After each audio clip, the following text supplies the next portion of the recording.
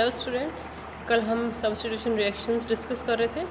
उसमें आज हम उसके आगे से ही अपना टॉपिक स्टार्ट करेंगे जो हमारा रह गया था कल बीच में।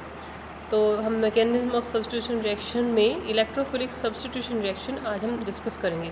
कल जो हमने डिस्कस किया था वो था फ्री रेडिकल सब्स्टिट्यूशन रिएक्शन, जिसमें हीट और लाइट की प्रेजेंस में फ्री रेडिकल का फॉर्मेशन होता है और फिर chain propagation and chain termination के थ्रू वो रिएक्शन कंप्लीट होती है। तो आज हम देखते हैं electrophilic substitution reaction. When a substitution reaction involves the attack by an electrophile, the reaction is referred to as electrophilic substitution reaction. For example, bromination of benzene in the presence of FeBr3. यानी जब FeBr3 की presence में benzene का bromination होता है, यानी benzene की reaction करवाते हैं ब्रोमीन से, तो जो हाइड्रोजन होता है वो रिप्लेस होता है ब्रोमीन से। इसको बोलते हैं इलेक्ट्रोफिलिक सब्स्टिट्यूशन रिएक्शन। इसमें इलेक्ट्रोफाइल अटैक करता है और रिप्लेस हो जाता है हाइड्रोजन, तो इस तरह से रिएक्शन कंप्लीट होती है। The mechanism of the above reaction involves the following steps. यानी अगर हम इस रिएक्शन का मैकेनिज्म करना चाहें तो वो हम नीचे रिएक्शन में देख सकते हैं। फर्स्ट स्टेप में होता है फॉर्मेशन ऑफ द इलेक्ट्रोफाइल, यानी इलेक्ट्रोफाइल का फॉर्मेशन होगा। पहले तो जो Br इलेक्ट्रोफाइल होता है Br पॉजिटिव, तो पहले स्टेप में उसका फॉर्मेशन होएगा। फिर नेक्स्ट उसके बाद आता है The electrophile Br positive attacks the pi electron system of the benzene ring to form a resonance stabilized carbonium ion।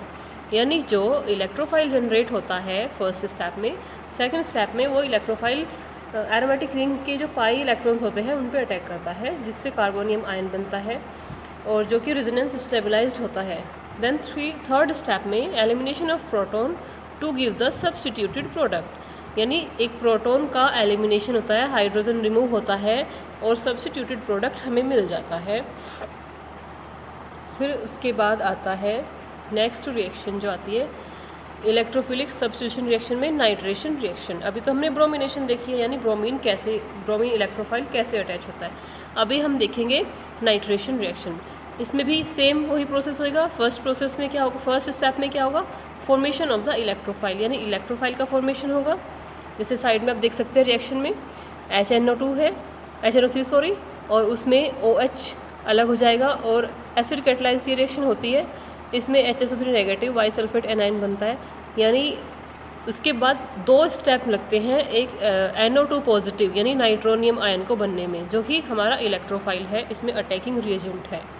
यानी नाइट्रेशन रिएक्शन में जो NO2 पॉजिटिव होता है इलेक्ट्रोफाइल, जब वो जनरेट होता है उसके बाद सेकंड स्टेप आता है NO2 positive attacks the pi electron system, यानी जहाँ पे पाई इलेक्ट्रॉन्स होते हैं ये वहाँ पे फिर अटैक करता है और देन वही सेम प्रोसेस रिपीट होता है, elimination of proton to give the substituted product. फिर प्रोटॉन का एलिमिनेशन होता है और हमें सब्स्टिट्यूटेड प्रोडक्ट मिल जाता है। देन इसके बाद सेम प्रोसेस आता है सल्फोनेशन में, यानी ब्रोमिनेशन, नाइट्रेशन एंड सल्फोनेशन। उसमें भी इलेक्ट्रोफाइल का जनरेशन होगा और फिर वो पाई इलेक्ट्रॉन सिस्टम पे अटैक करेगा, देन हमें सब्स्टिट्यूटेड प्रोडक्ट मिल जाएगा।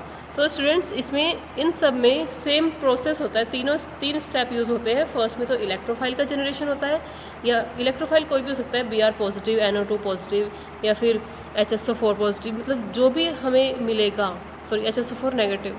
हम जो भी अटैक करेगा, जो भी अटैकिंग रिएजेंट होगा, पहले स्टेप में उसका फॉर्मेशन होगा, सेकंड स्टेप में वो पाई इलेक्ट्रॉन सिस्टम पे अटैक करेगा, थर्ड स्टेप में हमें हमारा प्रोडक्ट जो सब्स्टिट्यूटेड प्रोडक्ट होता है वो मिल जाएगा। देन इसके बाद आता है इसका एग्जाम्पल, यानी इलेक्ट्रोफिलिक सब्स्टिट्यूशन रिएक्शन का जो एग्जाम्पल है, जो बहुत फेमस है, ये है फ्रिडल-क्राफ्ट एल्काइलेशन। तो इसकी ये रिएक्शन काफ़ी इंपॉर्टेंट है, ये आप ध्यान से नोट करेंगे। इसमें देखते क्या होता है, फर्स्ट स्टेप में फॉर्मेशन ऑफ द इलेक्ट्रोफाइल, यानी फर्स्ट इलेक्ट्रोफाइल का फॉर्मेशन होगा R positive. Then electrophile R positive attacks the pi electron system and elimination of proton to give the substituted product. यानी फर्स्ट हम RCl यानी एक alkyl halide लेंगे plus AlCl3 के साथ उसकी रिएक्शन कराएंगे। ये जब आपस में रिएक्शन करेंगे तो इसमें इलेक्ट्रोफाइल का फॉर्मेशन होगा जो कि R पॉजिटिव होता है, AlCl4 नेगेटिव बनेगा, साथ में R पॉजिटिव इलेक्ट्रोफाइल बनेगा। फिर जो R पॉजिटिव इलेक्ट्रोफाइल होता है वह बेंजीन रिंग, यानी जो रेजोनेंस स्टेबलाइज्ड होता है कंपाउंड, उस पर अटैक करेगा, उसके पाई इलेक्ट्रॉन पर। तो उसके बाद वो हाइड्रोजन को रिप्लेस करके यानी सब्स्टिट्यूट करके प्रोडक्ट बना देगा। ऐसे ही फ्रिडल-क्राफ्ट एल्काइलेशन में हम और भी एग्जांपल्स देख सकते हैं, आप इसको नोट करेंगे। फिर हम नेक्स्ट चलते हैं फ्रिडल-क्राफ्ट एसाइलेशन, वो था एल्काइलेशन, अब आता है एसाइलेशन। इसमें भी इलेक्ट्रोफाइल का फॉर्मेशन होगा। इन दोनों के रिएक्शन के मैकेनिज्म सेम होते हैं बट इनमें प्रोडक्ट अलग अलग बनते हैं। उसमें तो क्या था, एल्काइल हैलाइड से इलेक्ट्रोफाइल का जनरेशन हो रहा था, इसमें RCOCl, ठीक है, यानी एसिड क्लोराइड से हम इलेक्ट्रोफाइल का जनरेशन करेंगे। RCOCl प्लस Al3 इनकी रिएक्शन हुई तो सेम वही प्रोसेस में फर्स्ट स्टेप में हमें इलेक्ट्रोफाइल मिल गया। The electrophile RCO positive attacks the pi electron system and further elimination of proton to give the substituted product. Okay, फिर नेक्स्ट हमारा आता है इसका सी पार्ट। जो फर्स्ट पार्ट हमने पढ़ा था फ्री रेडिकल सब्स्टिट्यूशन, सेकंड था इलेक्ट्रोफिलिक सब्स्टिट्यूशन, अब हमारा आता है थर्ड न्यूक्लियोफिलिक सब्स्टिट्यूशन रिएक्शन। यानी जब किसी रिएक्शन में इंटरमीडिएट स्टेप में जो अटैकिंग रिएजेंट होता है न्यूक्लियोफाइल बनता है तो ये रिएक्शन इस वाले पाथ से जाती है, यानी nucleophilic substitution reaction. When a substitution reaction involves the attack by a nucleophile the reaction is referred to as SN। The hydrolysis of alkyl halide by aqueous NaOH is an example of nucleophilic substitution. यानी इसको SN से denote करेंगे हम, और नीचे example देख सकते हैं RX यानी alkyl halide plus OH negative जो कि न्यूक्लियोफाइल है, इसकी जब रिएक्शन हुई ROH बना एंड एक लिविंग ग्रुप था जो बाहर निकल जाता है। The nucleophilic reactions are divided into two classes. First one is SN2 and another is SN1, यानी एक SN1 और एक SN2, ये दो तरीके की रिएक्शन शो करते हैं। सबसे पहले हम देखते हैं SN2 mechanism. The terminology SN2 stands for substitution nucleophilic by molecular, यानी ये जो नंबरिंग दी हुई है इन्हें 1 और 2 ये इनके मॉलिक्यूलर के बेस पे दी हुई है, यानी अगर बाई मॉलिक्यूलर रिएक्शन है तो उसको SN2 बोलेंगे। Rate of SN2 reaction depends on the concentration of both the substrate and the nucleophile. The reaction is of second order. Rate is directly proportional to substrate into nucleophile. Two reactants take part in the transition state of slow and rate determining step. Next हम देखते हैं SN2 mechanism complete इसकी reaction। इसका example क्या होता है, hydrolysis of methyl bromide by aqueous NaOH। The reaction and transition state are represented in the following figure. ये आप इनका जो ट्रांजिशन स्टेट आती है ना, बीच में इंटरमीडिएट स्टेप आता है, उसमें जो इनका स्ट्रक्चर फॉर्म होगी ये हम इसमें देख सकते हैं। The alkyl halide substrate contains a polarized carbon halogen bond.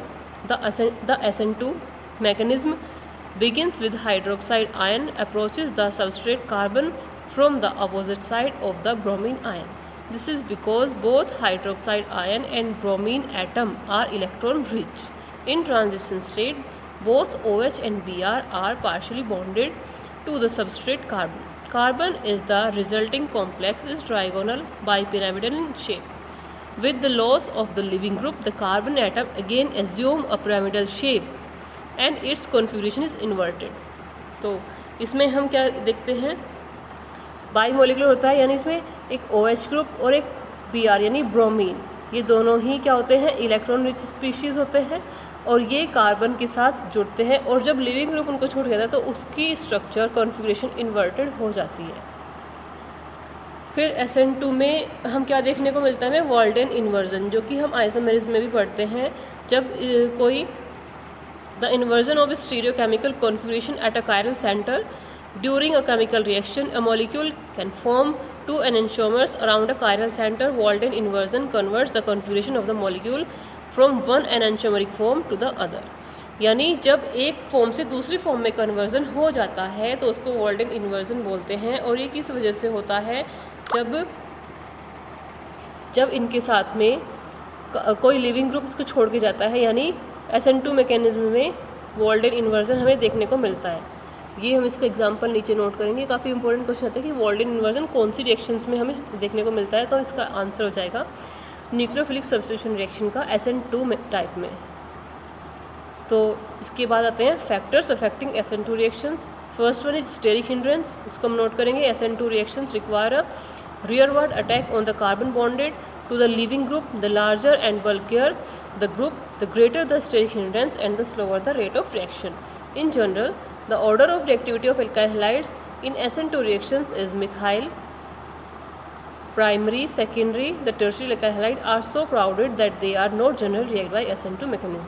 यानी इसमें जो सबसे फास्ट रिएक्शन देंगे वो कौन देंगे, मिथाइल कार्बोकेटाइन, उसके बाद primary, then secondary and tertiary जो होते हैं उनमें स्टेरिक हिंड्रेंस लगता है. स्टेरिक हिंड्रेंस यानी उनके चारों तरफ काफ़ी बल्कि ग्रुप अटैच होते हैं जिस वजह से न्यूक्लियोफाइल उन पर अटैक नहीं कर पाता.